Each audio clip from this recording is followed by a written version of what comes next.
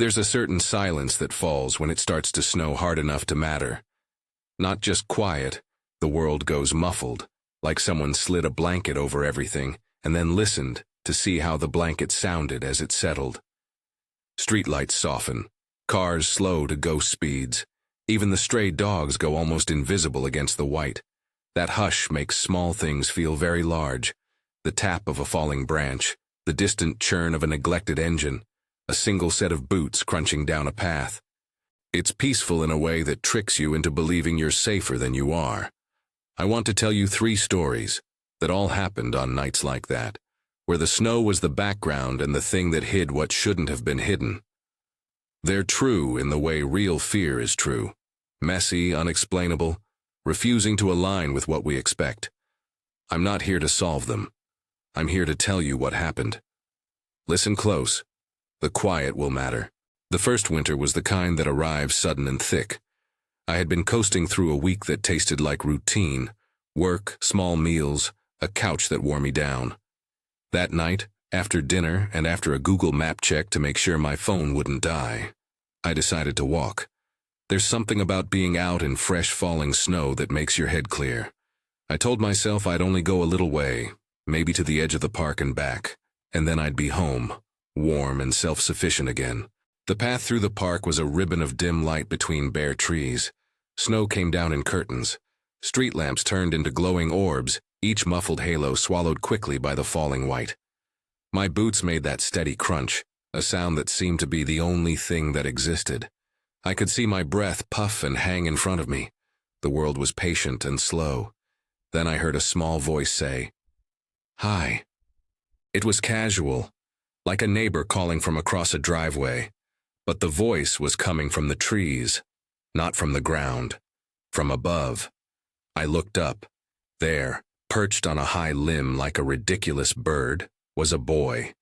He could have been 9, barely older than that. His hair hung wet and stringy. He smiled in a way that didn't reach his eyes. He didn't look cold. He shouldn't have been up that high. The branch he sat on was thin and bent in a way that should have given way. "Hi," I said back, because what else do you say when a child greets you from impossible height? He waved, small and methodical. In his other hand he held something like a stone, or maybe it was a clump of snow. From where I stood, everything looked strange and out of scale. He said, "Shh, it's a secret." There's a lot to unpack there, but the thing that should have been impossible hangs in my head like a bell. Some kid shouldn't have been able to climb that high, not in normal circumstances, and certainly not without making a racket. The only sounds were my breathing and the gentle fall of snow. He looked at me with a small, very calm grin. There was no pleading in his face, no fear, the kind of composure on his face that belongs to someone who's placidly decided on a course and refuses to be disturbed. Then he let go. He fell in a way that didn't look like falling. For a second you think his body will sprawl on the snow and it will be over. But he hit the ground like a comic dropped from a small height. Then he sprung up like nothing happened. No stagger, no groan, no scraped skin. He laughed, high and bright, and without looking at me he walked straight toward me. I had time for that moment. The little calculation your brain makes where everything slows and you believe you can step aside. I backed up. He kept coming. He reached me, reached my neck, and his fingers were sharp enough to break the skin in quick, terrible little flurries. Nothing cinematic, no dramatic tear, just hands and a face that smiled while it did damage. It was animal and childish at once. He dug at my throat until I could taste iron. Then he ran. I didn't chase him. Who runs after a kid who's already run off into trees you don't know well, in the middle of a storm? I stumbled back toward the path, feeling like I'd been pulled through a meat grinder and left in the snow. My scarf was soaked. There were marks on my neck where his nails had pinched and scraped. I don't know how long I stood there. A man down the street yelled my name. Someone had seen me for a moment when I'd left the path to go after him. Or maybe they saw me after. An ambulance came because someone called.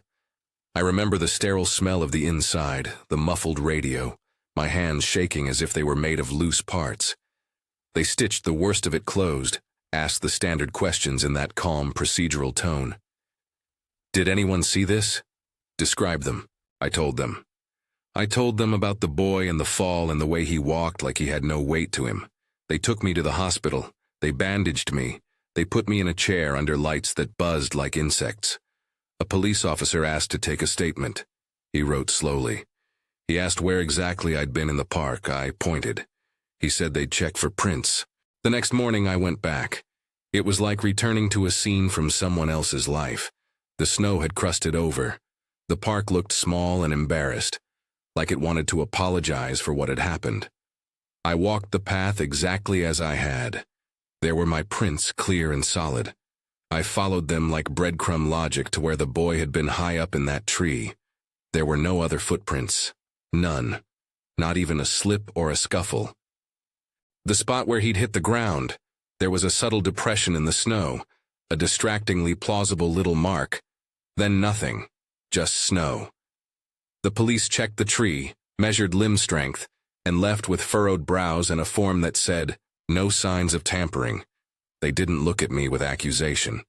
They just had the uncomfortable look of people who had nothing to write down. I went home with a plastered neck and a sense like a loose string trailing from my back. I checked my phone for odd messages. Nothing. I asked neighbors, though not loud enough to wake anyone, if they'd heard a scream or seen a child the night before. Blank faces. The doctor's note.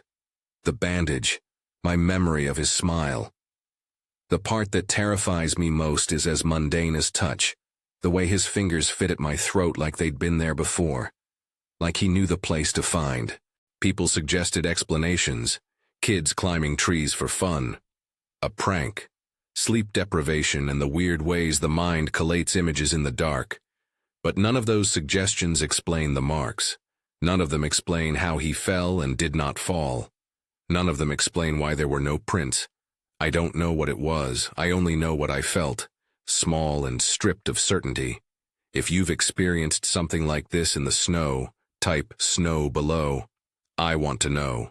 The next night I saw the park again, in the way that things you can't let go of keep reappearing. Snow does something funny to your sense of scale. It hides edges. It lulls you into thinking that if you look hard enough, you'll find an answer embedded in the white. The trouble is, snow keeps secrets very well. The second story comes from a different kind of emptiness. The kind that blooms in a town when a storm shuts everything down. I was still in college and bitter about how boring a day off could be. The storm had pinned us in, sidewalks were impassable, and the buses had all but vanished. My friend Ryan was a solid, no-nonsense type.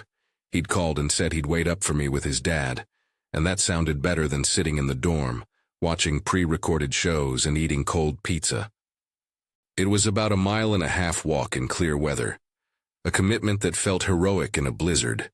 I put on layers and headed out. Most of the walk was a white tunnel of breath and street lamp halos. You focus on a point ahead the way you focus in theater. Then, in the middle of a wide, empty stretch of road, I saw headlights. Bright. Singular. They were angled oddly, like someone had decided halfway through to aim them somewhere else. The plow's arc hath its own sound. The thunking, the grinding, and the metallic sigh of a vehicle pushing life-sized amounts of snow. That's what I thought it was. It was a plow, properly huge and bright, sliding like a glowing insect along the road. Then, without the transitional screech you'd expect, it veered off, fishtailed, and dove into a roadside stand of trees. I didn't see an operator bail out. I saw the plow stop in the brush and shudder. Then its lights cut out. I approached carefully, more because my brain was numb than brave. The plow sat half-wedged, a hulk of metal and blinking hazard lights. Its blade had split a small line through the snowbank. The smell of fuel hung in the air. But there was no one in the cab, no open door. No footprints in the snow leading back toward the street.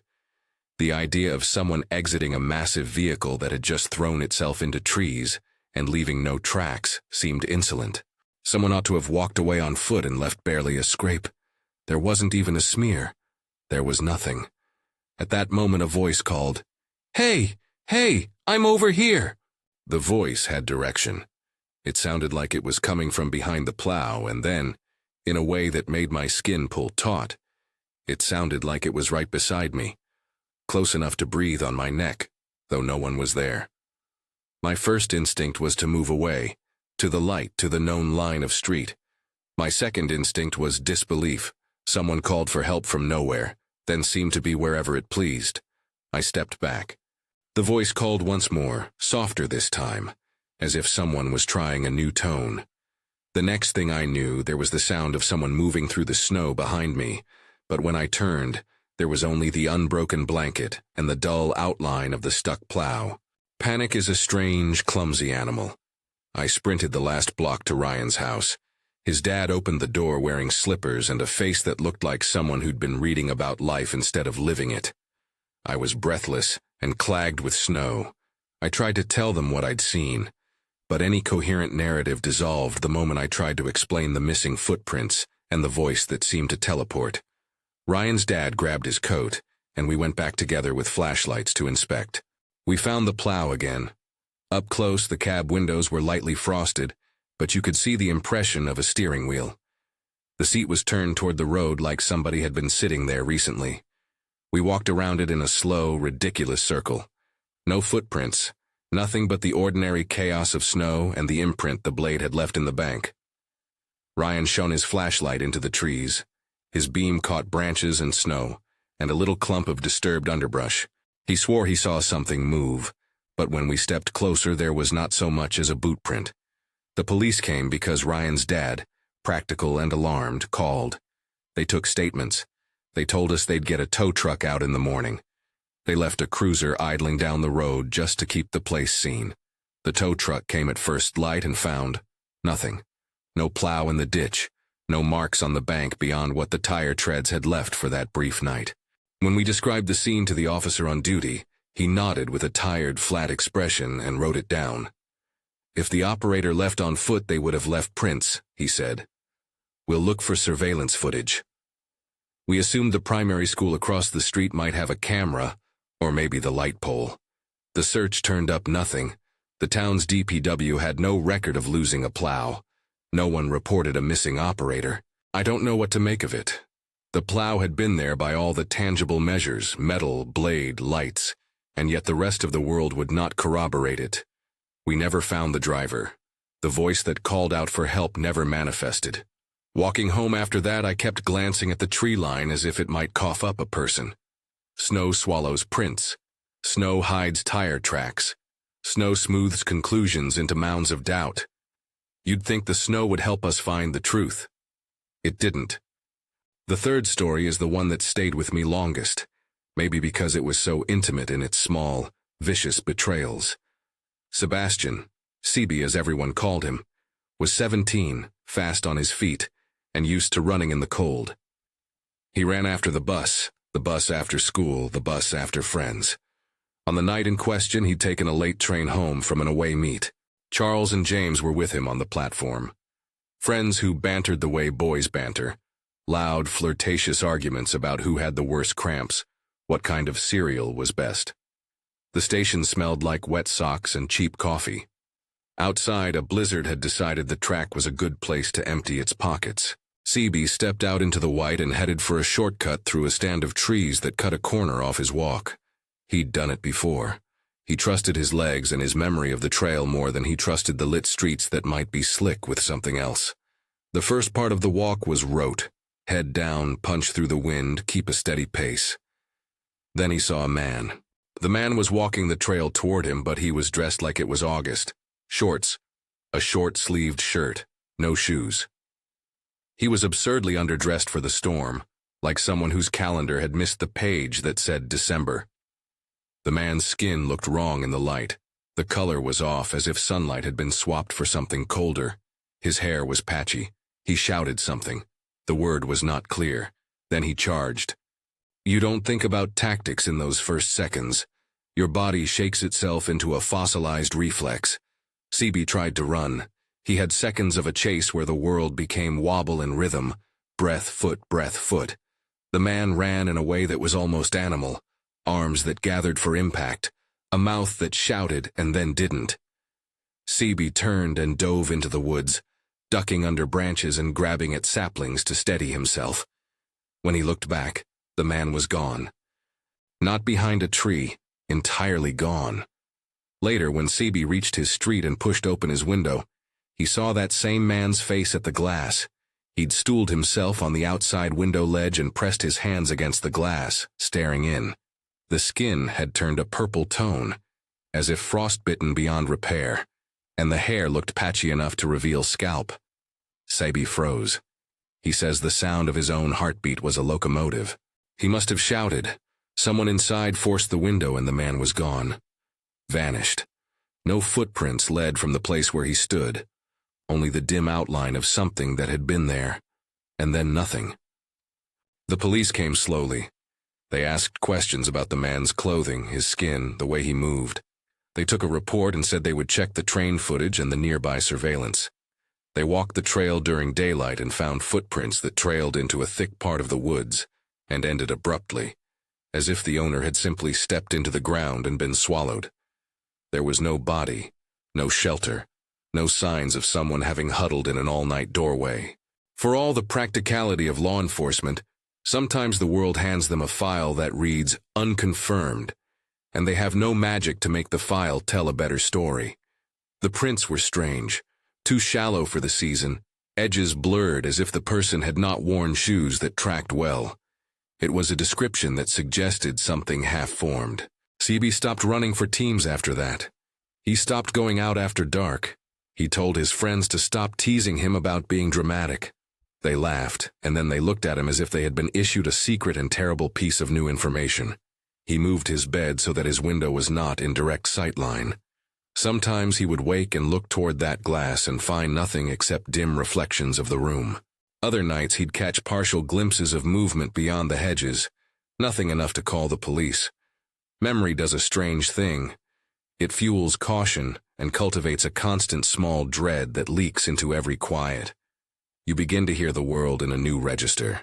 The rustle of a curtain is a timetable of risk. All three of these nights share one quiet terror. The snow did its job of covering, but the covering created questions rather than answers. Footprints you'd expect to find were not there. People who should have left traces left none. Emergencies seemed to happen in private, as if the weather had rolled a curtain between event and witness. And yet the victims, the walkers, the college kid, the teen, did not imagine the injuries or the fear. They had real marks, real panic, real police reports. The world acknowledged them in the minimal way it knows how. A file in a drawer, a blot of ink on a page, a nod from an officer who wishes they had more to report. There is a sameness in the way snow mutates perception. It steals the edges that help us make sense of events. It narrows the world so that the mind struggles for reference points. The solitude of a snowy night focuses attention in a way daylight rarely does. And when someone, whatever they are, crosses that tight beam of attention, it feels huge, like a violation of scale. Maybe you want the supernatural explained. Maybe you want a practical answer. A missing person, a prank, a sick joke. Maybe you think exhaustion and cold do odd things to the mind. Those explanations could hold. For each person who lived through it, the small evidence that existed, wounds, a plow in a ditch, a face at a window, was enough to make the doubt sit heavy. The human body remembers contact in ways memory will never quite rationalize. The police did what they could each time, took statements, searched the areas, pulled what footage they could. They left us with forms and contact numbers and the same hollow consolation: call us if anything else happens. The towns didn't become alarmist. There was no mass exodus. Life continued. That is perhaps the cruelest part. The world moves on, folding the edges back to normal as if someone has a hand smoothing a blanket over a small, awkward lump. After the kid in the tree, after the plow that had no driver, after the man at the window, there was always the same aftermath. You go back to your ordinary routes and you measure your steps. You check the texture of your scarf when you wrap it around your neck. You avoid certain stretches of sidewalk unless you have to. You teach your friends to look where their feet go. You notice tracks in snow in a new, suspicious way, compelled to catalog them. But the tracks themselves are unreliable. They appear and disappear in ways that don't add up. And once the storm melts, once the thaw flattens the evidence, The only thing left is memory. I think maybe that's what scares me the most, that no matter how carefully we reconstruct the scene, the snow is the final editor. It chooses what remains. It preserves certain shapes and erases others. It smooths conflicts and leaves scars that are only ever visible to those who encountered them. You can hold on to the sensory scrap, how the breath fogged, how the glove left a wet ring, how a voice could sound like it was in your right ear 1 second and inches away the next. But those tendrils of fact fray when you try to show them to someone else. So what are we left with? Stories. Small, stubborn reports that pile up like leftover snow on a ledge, threaten to fall but somehow still there. Each person who went out that night knows what they felt, the weight of being watched or touched or confronted. They know the panic was not a dream. They know the world didn't confirm them. They know the cold can be an accomplice to things that don't fit the neat boxes we like to file our fears into. I do not have an ending that explains everything. I have one observation. Tracks can be found and then be gone. The snow can show a path and then smooth it like a hand erasing chalk. The authorities can search and find nothing. Friends can stand by and bear witness. You can have a mark on your skin and a memory of a voice. And still, when you lay the story out under bright lights, the world will ask you for a proof that can't be conjured. If any of these stories lit a cold place in you, if the idea of the snow becoming a cover for something unnameable made your stomach drop, tell me. Share your own winter night stories in the comments. If you've had a strange, snowy encounter, leave it below. This isn't about scaring people for the fun of it. It's about collecting evidence of the small ways the world can rearrange itself when the white falls. And if you want to hear more of this, more evenings where the weather is an accomplice and the world yields only half answers, subscribe. Like this video if you felt the chill. Share it with someone who walks alone sometimes. Leave your story. I read them. I keep a list. Maybe we're not meant to solve everything. Maybe the job is to remember. The snow can smooth footprints until they're gone, but it can't erase the memory of being followed, touched, or watched. That stays with you in the long melt.